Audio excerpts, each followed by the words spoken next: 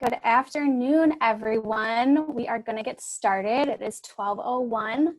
I am Marit Harms-Brandy. I am the Director of Membership and Programs at Temple Milwaukee, and I want to thank you for taking the time out of your summer Friday to join us for this special Women's Leadership Collaborative edition of Tempo Talks.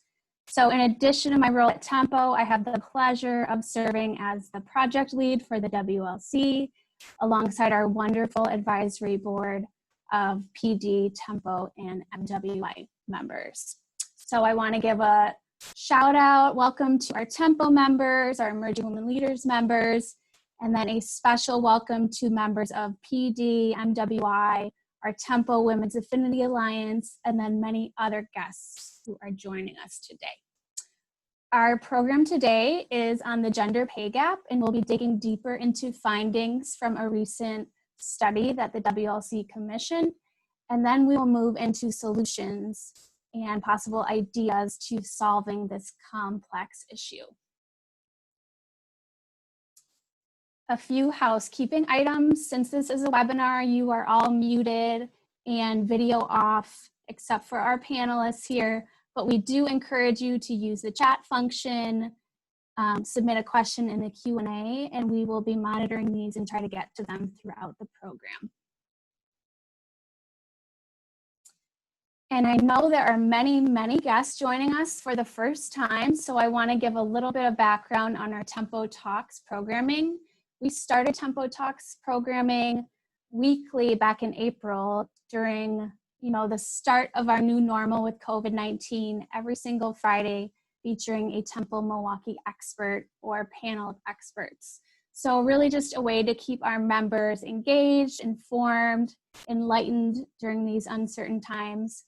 And this has now become a staple of our programming that will continue throughout the rest of 2020 and beyond. So we invite you to continue to join us, Temple members, EWL members, and then guests are $10.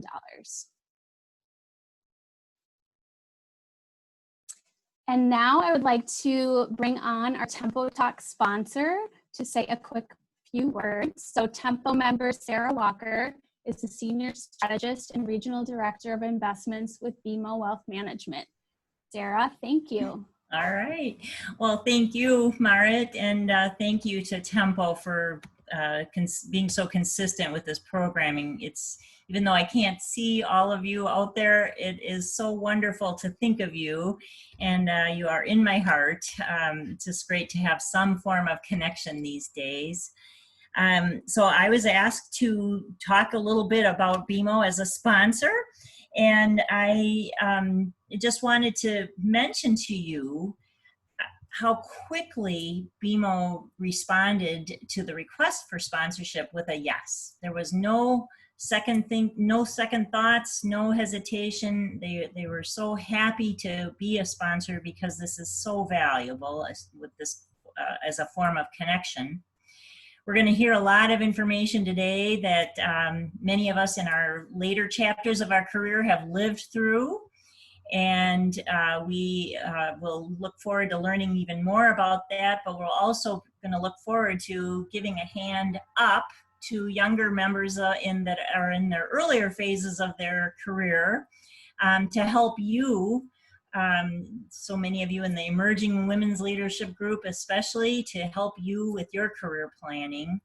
And I will shift a little bit and say, speaking of a hand up, BMO has recently restated its vision and purpose statements to include activities that not only benefit our shareholders, but also benefit society and our communities.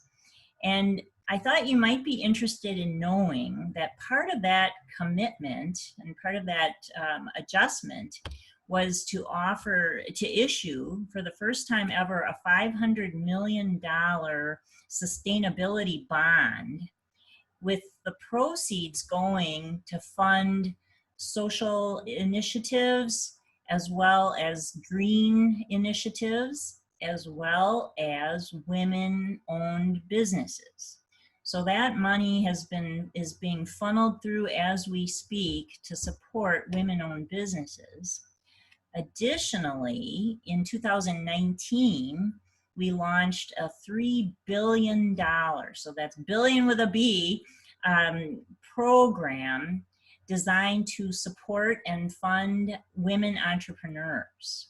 And we're already halfway through, and we just launched it in November of 2019. We're already halfway through that commitment to support and to offer capital to women entrepreneurs.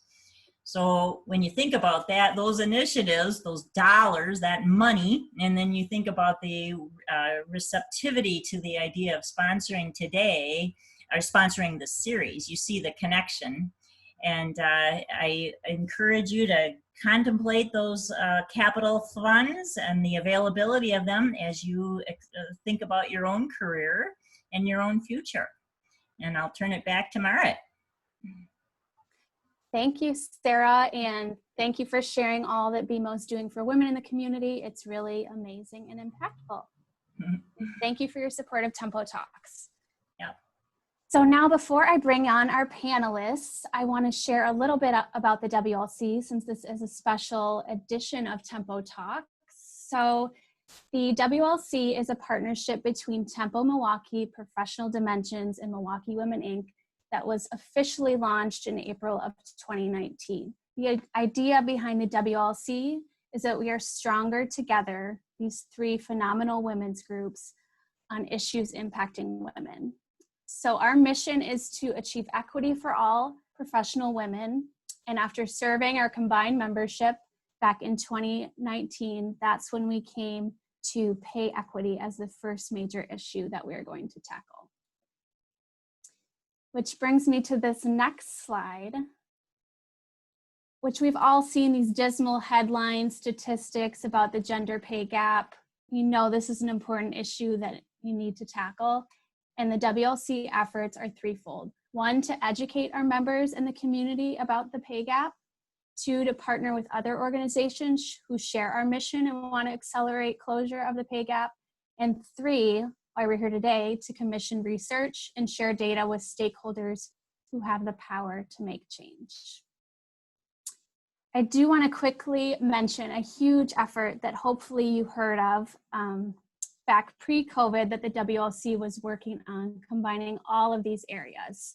So a Day for Pay Equity was scheduled for Thursday, April 2nd, 2020. We were bringing together 22 different community partners and had a goal of training 1,000 women in salary negotiation on one day, providing this free workshop from AAUW to women all throughout Milwaukee. So while a Day for Pay Equity is postponed, it is not canceled. So please stay tuned for more information about this very important programming that we are bringing to the women of Milwaukee. And finally, part of what is necessary to close the gender pay gap here in Milwaukee is data. So as the WLC started this work, it became clear that we lacked some of the local data and statistics about the pay gap. We had information that you saw on the previous slide about national and statewide gaps. And whenever we talk about the pay gap, we have to mention that it is even harder for women of color to achieve equity. So always important to call that out.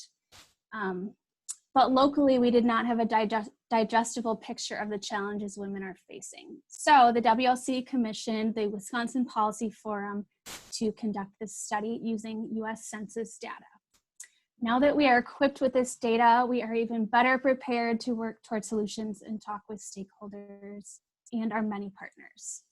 So without further ado, I'm going to stop talking and I'm going to turn it over to two of our three panelists, our experts. I'm going to bring on Joe and Betsy to do a quick presentation, and then later I will bring up Nicole Schmidt to talk about solutions from a compensation perspective. So let me quickly introduce Betsy and Joe.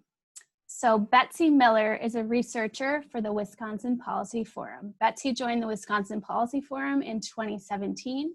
Her work focuses on education as well as social issues.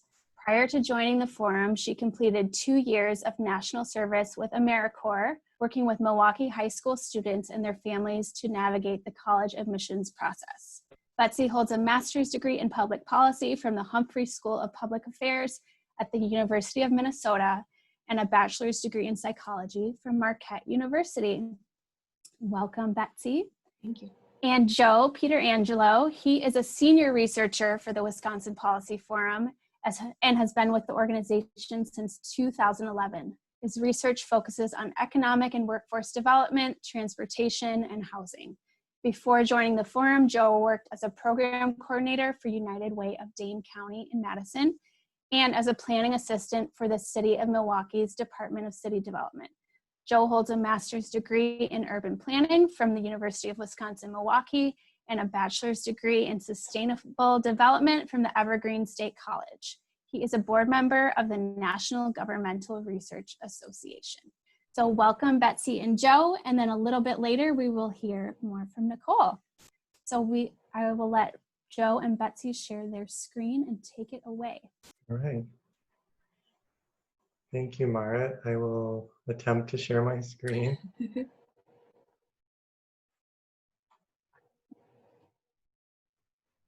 All right, thanks Mara, and thanks Tempo and the Women's Leadership Collaborative for having us today and for all of the attendees.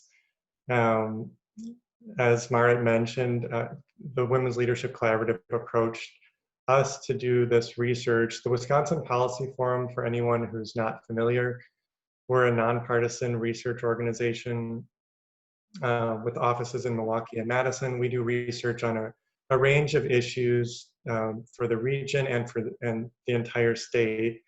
In this case, when the Women's Leadership Collaborative approached us with this idea, it really fit in with our work because economic development is one of our key areas of focus. And as Marit mentioned, there hadn't really been a study done to look at this gender pay gap issue here in Milwaukee. We were all relying on national data. And so what we did is really dug into the local data using census data to see how Milwaukee compares with the national trends in terms of the pay gap, how things are improving over time, and some of the factors that contribute to the pay gap. So Betsy and I really worked hand in hand on this, and we'll also present it that way. So Betsy can take it away with sharing some of our key findings. Sure. And before we do that, I just want to talk a little bit about the data that we used. So the data we used came from the Census Bureau, and it includes only full-time year-round employees, ages 16 and older. And we're going to talk a little bit about, well, today we're showing you graphs from Milwaukee, but we also did some analysis on Waukesha. And so this data is based on where people live, not where they work. A couple of other things to note. There's different ways to look at the gender pay gap based on how you're defining the gap and also what questions you're asking. And so there's different strengths and weaknesses to using different types of data.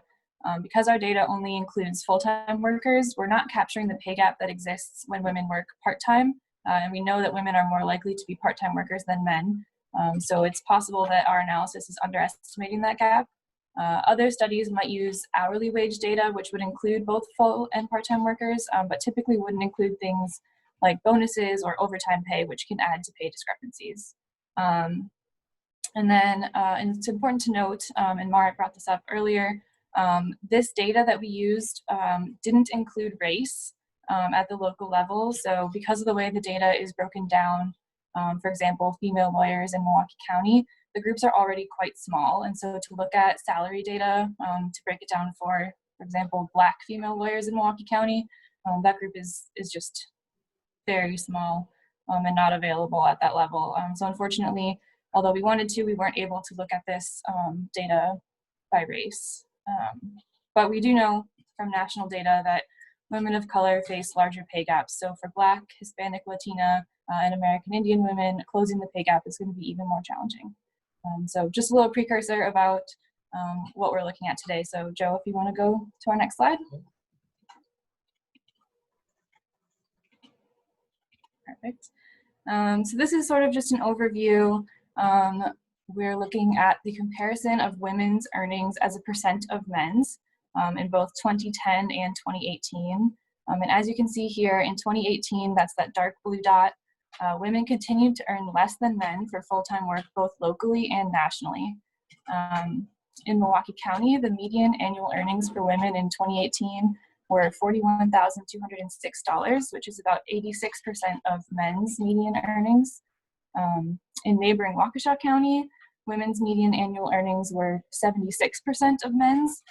So while this graph might make it look like women are doing better in Milwaukee County, it's actually interesting and important to note that women in Waukesha County are earning more in terms of actual dollars. In fact, more than men in Milwaukee County when you look at median annual income. And then finally, across the bottom, we see the national number where women are earning about 79% of men's earnings. So we can see that the situation has improved since 2010, which is that lighter blue dot, which is to the left in each of those. And potential contributing factors to that could include that women's educational attainment is outpacing men's. And additionally, some national research has shown that the narrowing of the pay gap might be due in part to the fact that men's wages haven't kept pace with inflation, which isn't the ideal way that we want to be closing the pay gap. Right? Okay, so here we're breaking down the pay gap between men's and women's median annual earnings by occupation groups. So these 23 occupation groups are based on census data groups, and they're accounting for all jobs, just sort of combined into these 23 groups. So again, this is Milwaukee County data. We did do some analysis of Waukesha County, and you can see that if you're interested in the interactive version of the report on our website. So again, here, that 85% number is the orange line in the middle there, but you can see that pay differences vary widely by these occupation groups. So some of the largest pay gaps at the bottom of this graph are legal, and we'll get into why that might be in just a little bit, as well as construction and extraction, protective service like police, fire, corrections, etc. Two interesting notes here, two occupation groups with some of the smaller pay gaps towards the top of this that also pay relatively well are arts, design, and media, and healthcare practitioners. You'll see the top bar is farming, fishing, and forestry occupations, and it says 100%. I think that's a rounds up to 100%. But it's important to note that the number of women who are employed in this group in Milwaukee County is so small that it's difficult to make comparisons here.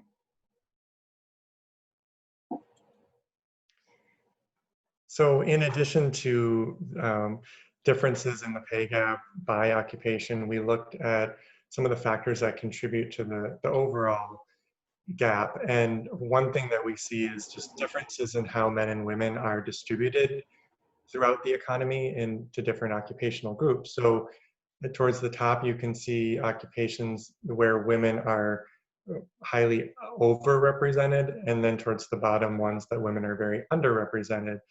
And so here you can see, for example, there are occupations like healthcare support and office and administrative support where women really dominate, but those are lower paying occupations. And then towards the bottom, for example, computer and mathematical and architecture and engineering are examples of high paying occupational groups where women are very underrepresented. So this is one way that the pay gap plays out. And there are a lot of different factors that cause women and men to be distributed differently throughout the economy, a variety of social factors and historical factors that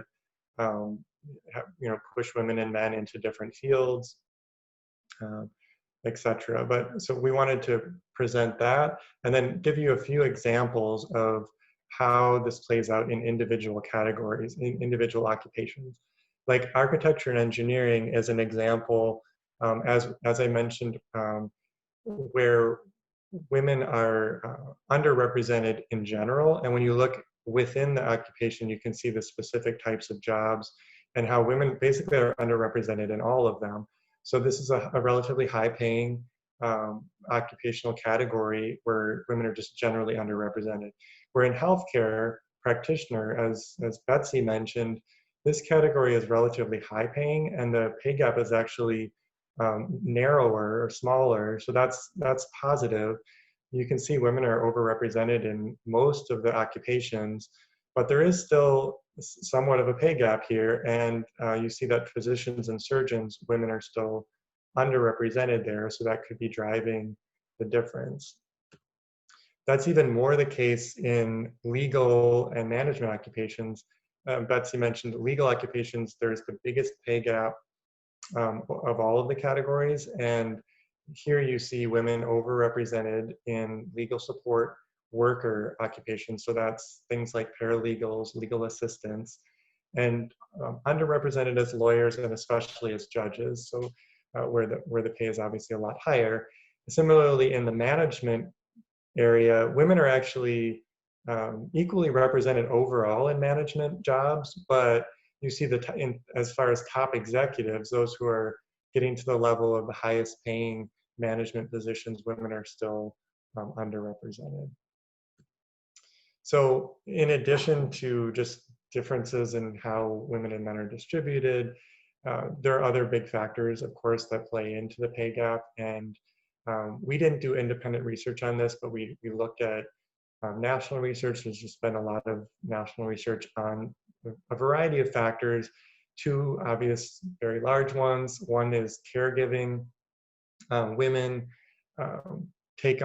still take on a disproportionate amount of responsibility when it comes to caregiving, both for taking care of children as well as aging parents and even spouses or partners.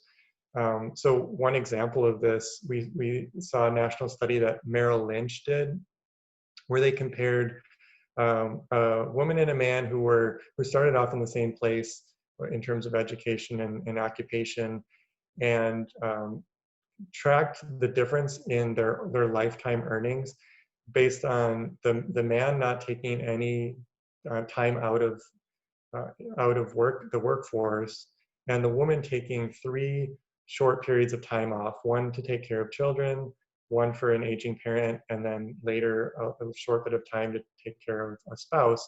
And that amounted overall to about $1 million over the course of that woman's career in terms of overall earnings. And so obviously a very big economic impact on women. Gender discrimination, another big factor, and there's a lot of national research on all kinds of ways that this plays into the gender pay gap. For example, women still report far more likely to report earning less than a man for the same position, receiving less support from supervisors, and being passed over for promotions than men are. There's also a lot of research out there showing that women are less likely to initiate negotiations on compensation than men are, particularly if their supervisor is a male. So that has an effect as well.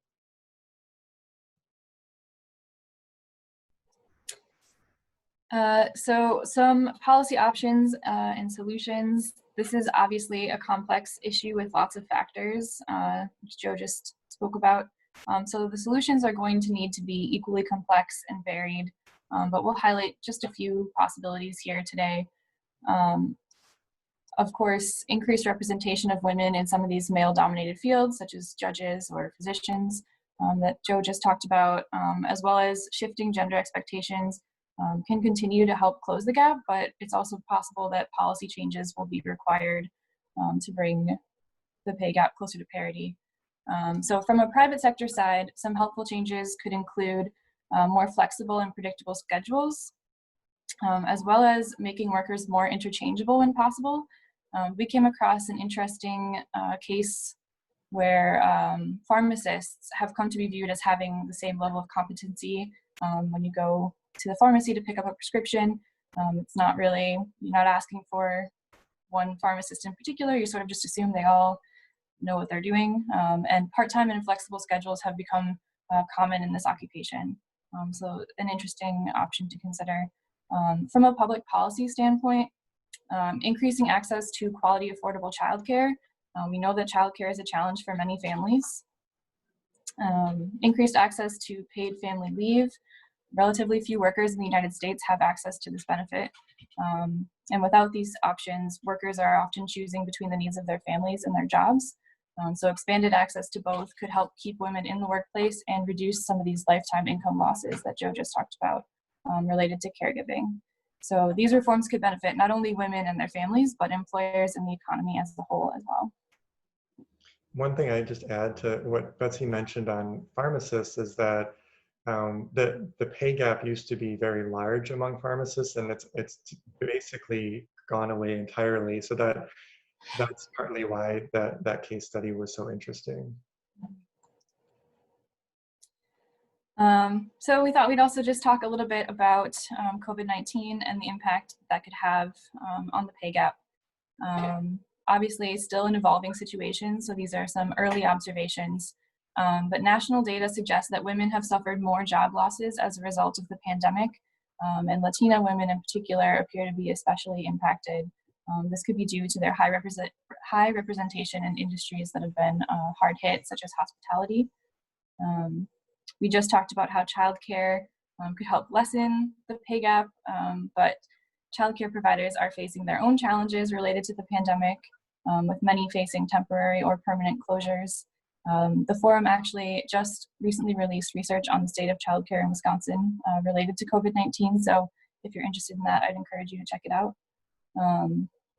Finally, one potential bright spot, altered work arrangements have become the norm for many industries, although we know primarily higher wage jobs are having access to this. So the ability to work from home or to work more flexible hours is something that individual employers have a great deal of control over.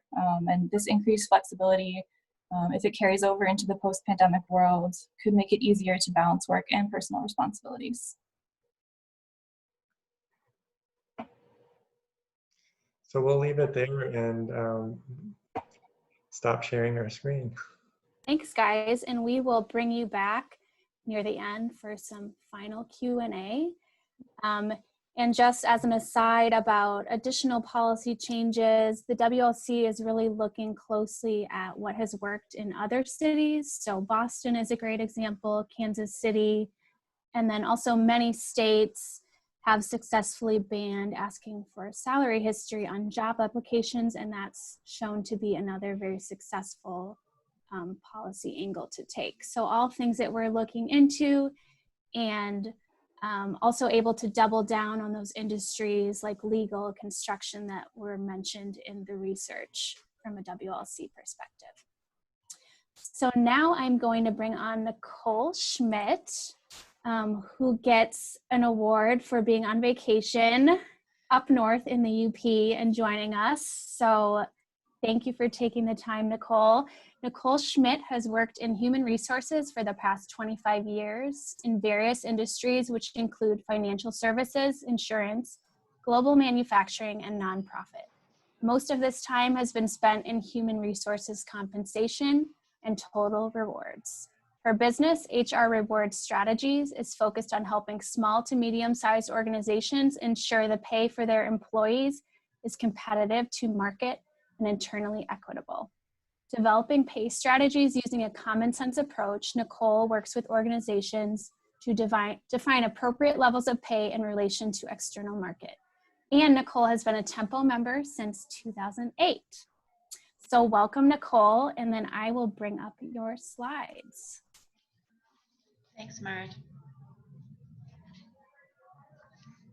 One moment. Here we go.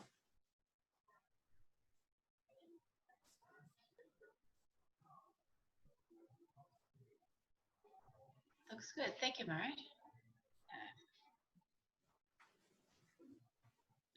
Take it away. All right. Sounds good. Yeah, thanks for the opportunity to speak to the group today. I wanted to get some perspective on what organizations can do now that we know the data, we know where the numbers are shaking out to be. How does that affect what's going on in your company, or how does your company compare to this plethora of statistics that we have out there? I think it boils down to we need to look internally at our own organizations and say, how do we compare? So some of the things I want to talk about, Marit, can you just advance one more? some of the things I want to talk about next would be, Mart, can you move to the next slide?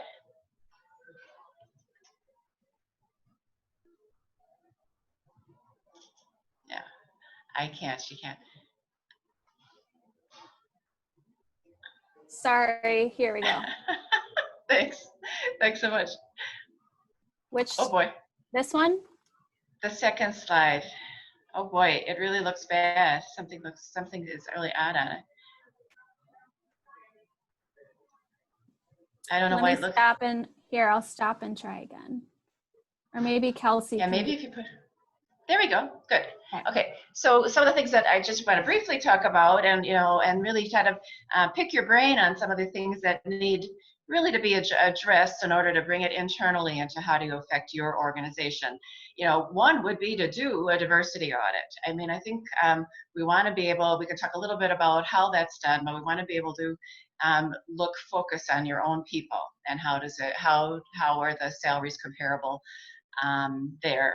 Also, I want to talk about the difference. We've talked a lot about pay equity, but I think Joe and Betsy kind of referenced this inclusion piece, and what does that mean, and how can you maybe look at those type of situations and maybe rectify where we see some outliers or individuals who may not be treated as fairly as we could. And many times it's not the organization that's intentionally paying people unfairly. I think it's just an opportunity for someone to objectively take a step back and look at the people on your teams. We want to also give you an opportunity to voice some concerns, and we can talk through some of those issues that may be on your mind. And then lastly, there's other compensation considerations that we might want to look at. In addition to this analysis, what other things would help to ensure that you have equity and pay practices that are fair. So Marit, next slide, please. When we talk about a diversity audit, it really is the right thing to do. I think some of the organizations that I'm aware of will say, well, of course we're paying people fairly. I mean, we would not do anything that would be wrong. Well, unless you physically do the audit, look at your people, do a download, do a dump of all the data, all the people on your teams, and have the documentation, and preferably have it reviewed by someone who's objective, who's not really the managers of those areas, and drill down to the pay of people on your teams. It's just the right thing to do. You have the documentation. You could say, yes, we've done that review. We want to educate managers by this audit on what is fair compensation policies. I think sometimes comp is one of those things that's considered kind of a black box that managers don't want to have those difficult conversations with people on their team. But I think it's very, very important, and obviously people want to be informed that they're treated fairly.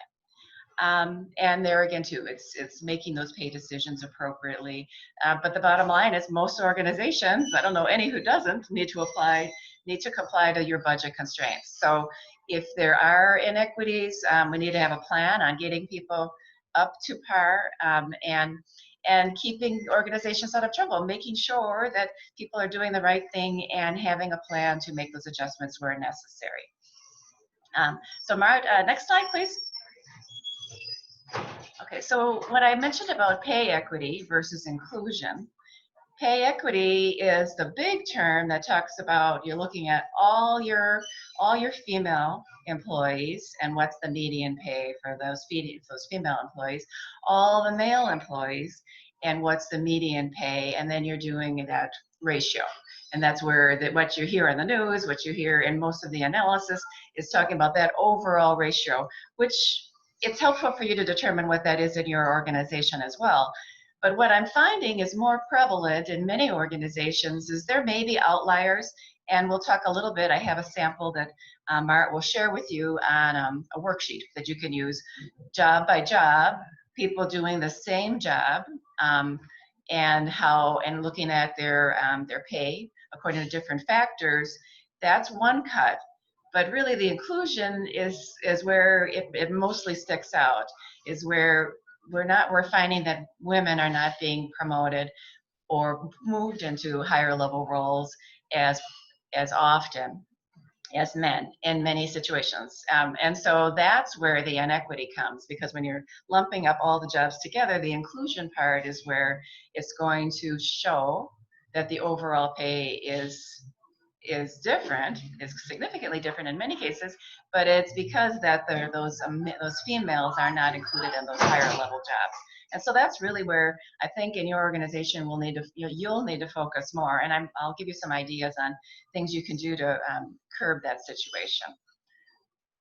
So, okay, yeah. And so with inclusion, we're talking about allowing opportunities or creating opportunities for women and women of color, particularly, also for sure, to move into those higher level management roles.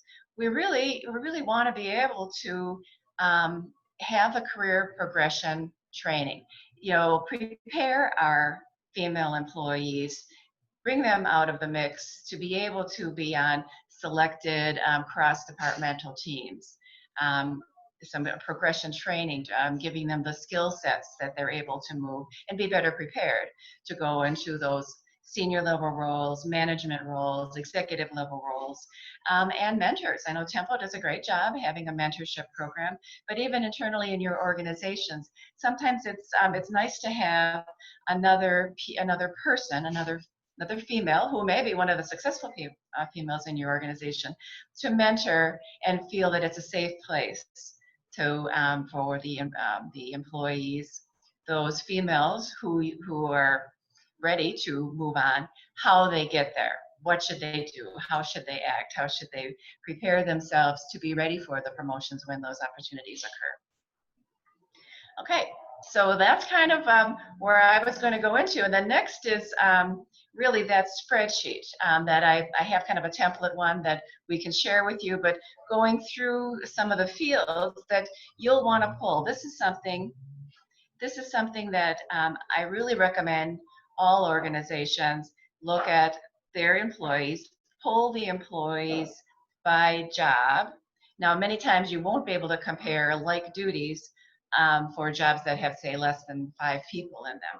But clearly for those jobs that have groups of employees in their roles, you look at, and in my example here, I think it's, yeah, a customer service rep, and then there's, you know, so everybody who's in that same job. Now, we want to make sure that people are in the correct jobs. For example, you may have senior level roles, you may have tiers in those jobs. So obviously, their people won't be paid the same unless they're doing the same, or they shouldn't be paid the same unless they're doing the same duties. But with that analysis, you'll want to look at their performance review rating. Gender, of course, which is the subject of the day that we're talking today, but their ethnicity. Years of service, age could be another discriminatory factor, but you'll want to look at those factors and compare to the median rate of pay for that job. And that's where I've color-coded. We've determined the median rate of pay for each of those job groupings. How do the people on your teams compare to that median rate of pay? And I chose, if it's grossly different, above or below 20%, which is really high, a huge difference. Those people are red. You really need to address those individuals and drill down why. If it's a 10% differential, that too, those are the people who are coded in yellow. That would be, yep, we want to look at those people who maybe just 10% different or 5% different from the median rate of pay. We want to be able to drill down to those individuals and say, get some reasoning why. And if we can't come up with a reason why, I'd say, oh, well, maybe that they're new. It's a new employee, that they're still in training. Or maybe they're a poor performer. I mean, I think we need to the managers need to have those difficult conversations and say, well, you won't be brought up until your performance improves. It's a pay for performance organization. So those are some key factors that you need to, and so I highlighted those individuals who were red, who had that 10% differential to the median rate of pay, and you'd want to drill down. And particularly if there's women of color, women, and most of the people on the team are men, that's cause for some concern, that we'd want to be able to say, why is this person being paid so low? And if there isn't a good reason, then we need to get a plan of attack on how we can get them up to be more equitably paid. And like I mentioned earlier, adherence to budget constraints is an important factor. We want to, if we can't make those adjustments all at one lump sum, possibly we set up a plan that we do, some now, some in 3 months, some in 6 months, to be able to spread out those budget dollars where your company can afford to make those changes. But obviously it is a high priority, and so you'll want to put that as a high priority issue. So was there any questions, or Marit, did you feel like Marit, did you want to talk about anything in relationship to that spreadsheet? No, keep going. Let's finish out your slides. And then thanks everyone for bearing with us. Nicole is in the UP where Wi-Fi is sparse, so she's in a public place. So thanks for bearing with us with the background noise. Yeah, I apologize. Hopefully it's not so bad. People are coming and going a little bit. Yeah, so that really kind of explains that worksheet and how that worksheet works. And by all means, if you have any questions on that, just give me a call and we can talk it through. But I think we want to be able to apply this internally to your own organization. And so, Marit, would you mind moving to the next slide? So this kind of boils down to, and what Temple's already on this, negotiating your equal pay status. So how does the individual go about asking their manager for addressing those concerns?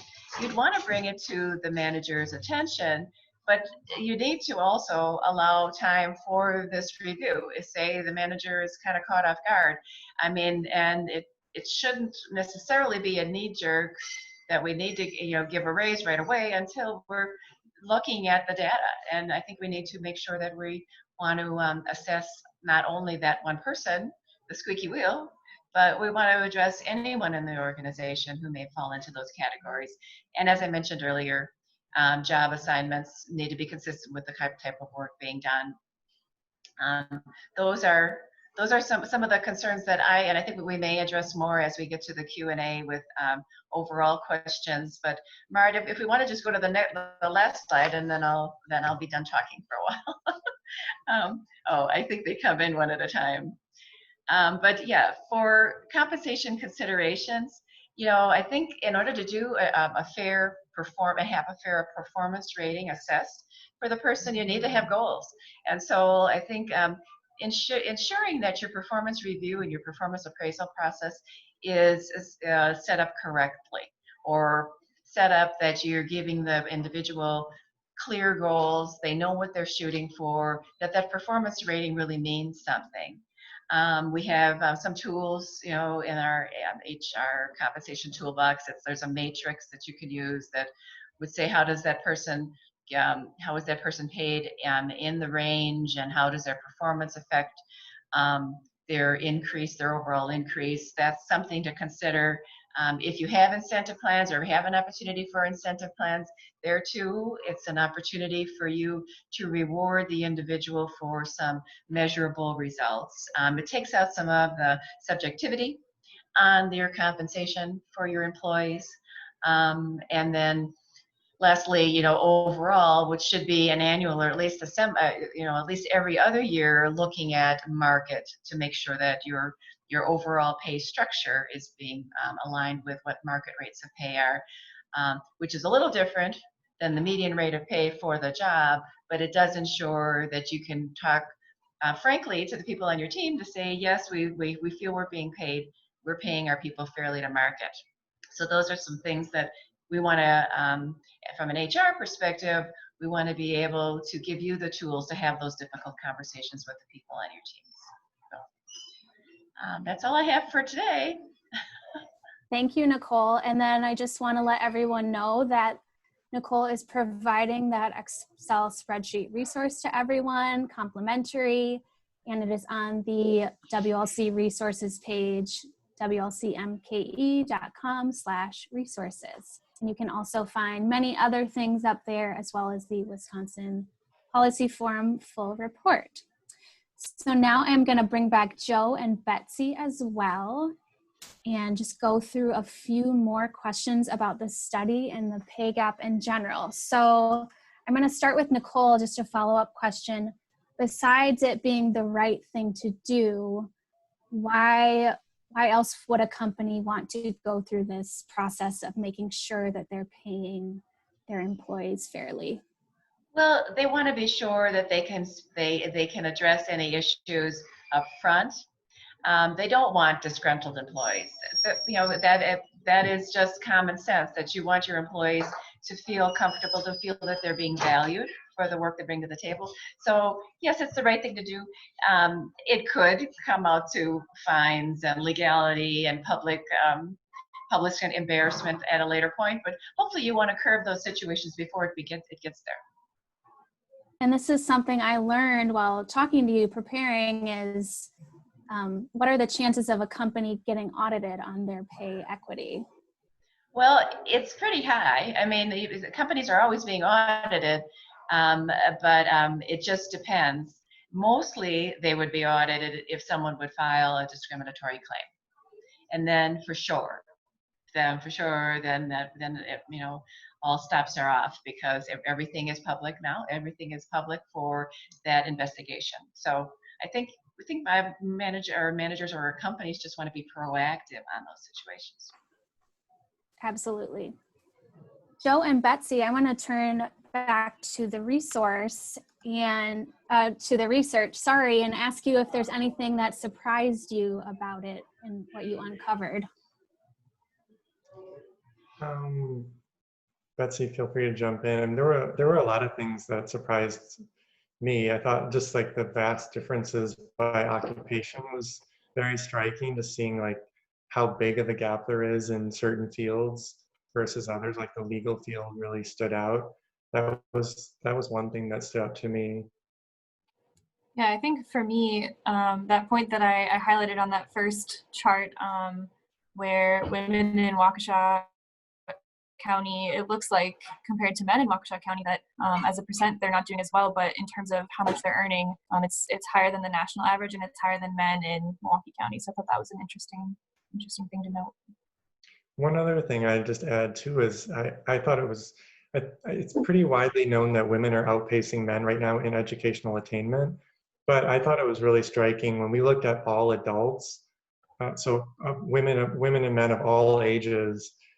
We saw that women actually are more likely to have a bachelor's degree or higher than men. So it's not just among young women, it's really now in the entire adult population. And what do you think about if you were to look at other surrounding counties in the area? Do you feel like you would find similar discrepancies? My guess is that, say, Ozaukee and Washington counties would probably look pretty similar to Waukesha County, is my guess, and how the gap is and how it compares to Milwaukee as well. And we should note, we weren't able to look at those counties because the data wasn't available.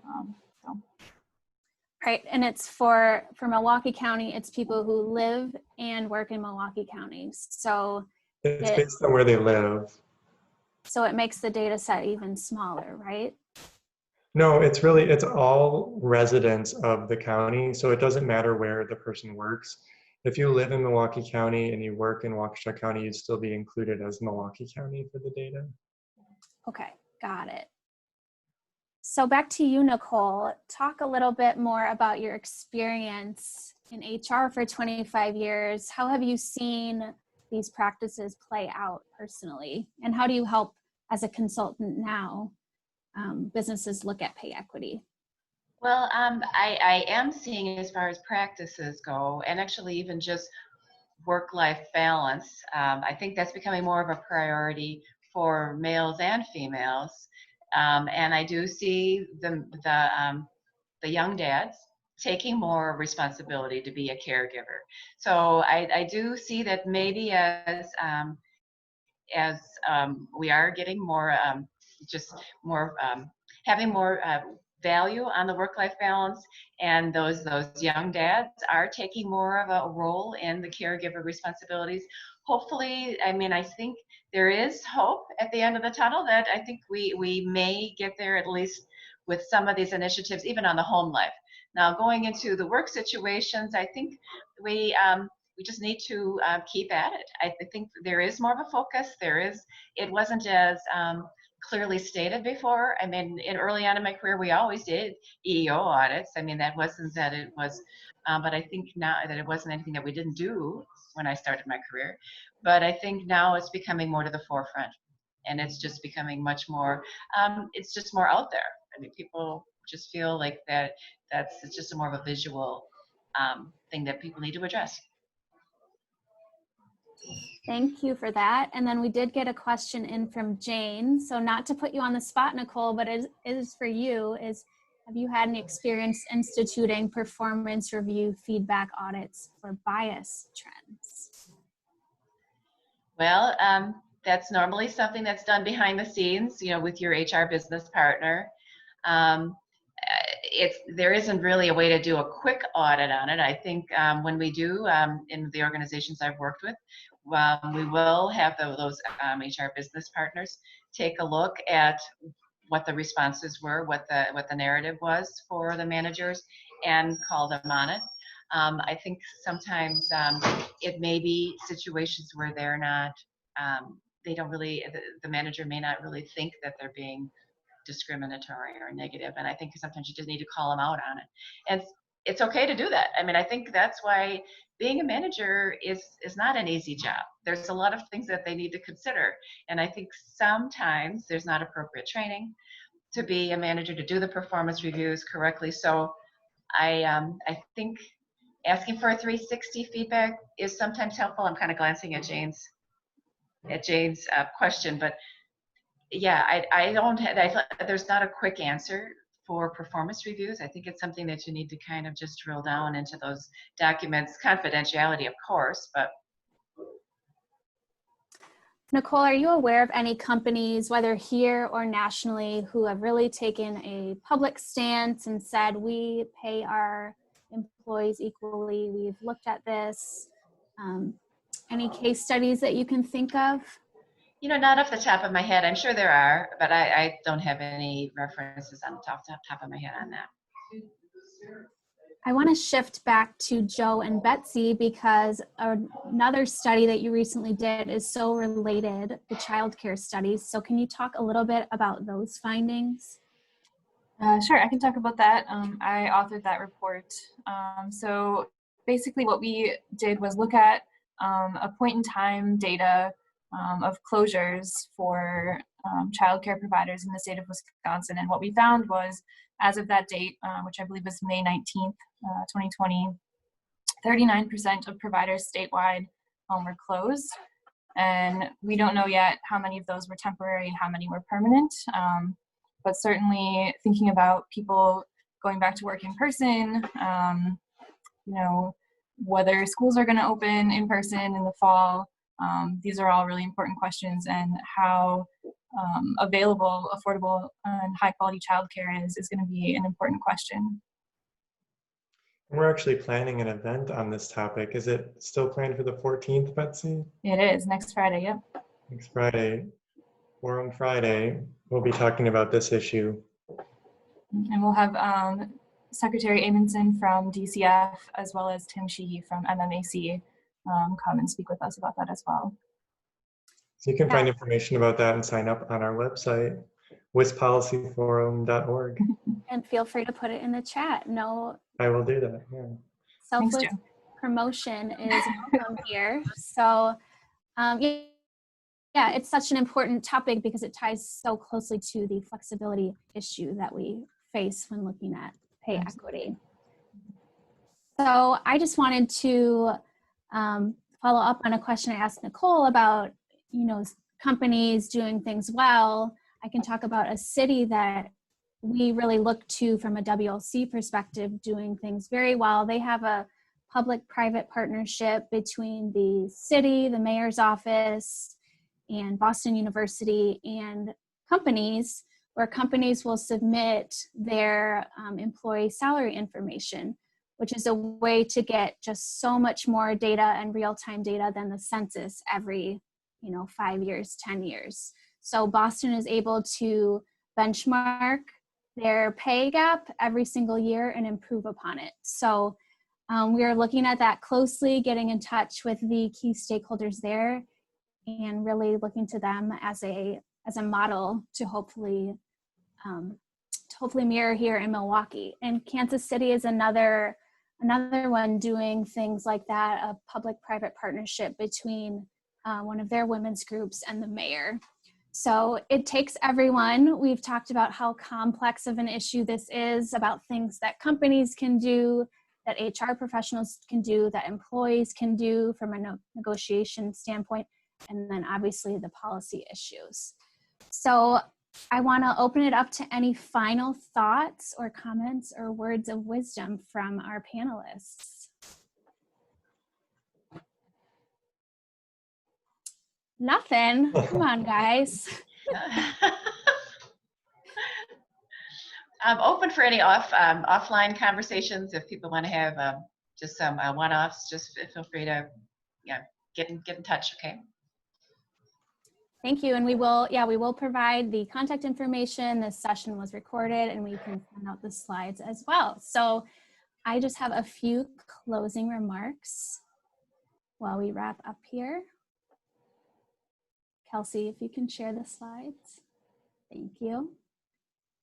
So this was mentioned a couple times, but the resources from Nicole, from the Wisconsin Policy Forum, they are available on our website for you, as well as many other studies and articles and tools that we've come across.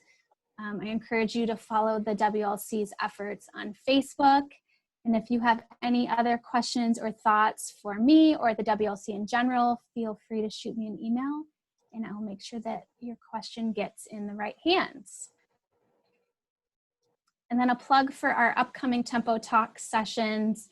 In 2 weeks from today, we will be back to a COVID-related topic on the impact on business and leisure travel, And then a few weeks later, on Friday, September 11th, we will be touching on Are We Awake Yet? Critical consciousness and the need for white racial resilience. And this is part of our equity and belonging efforts at Tempo Milwaukee.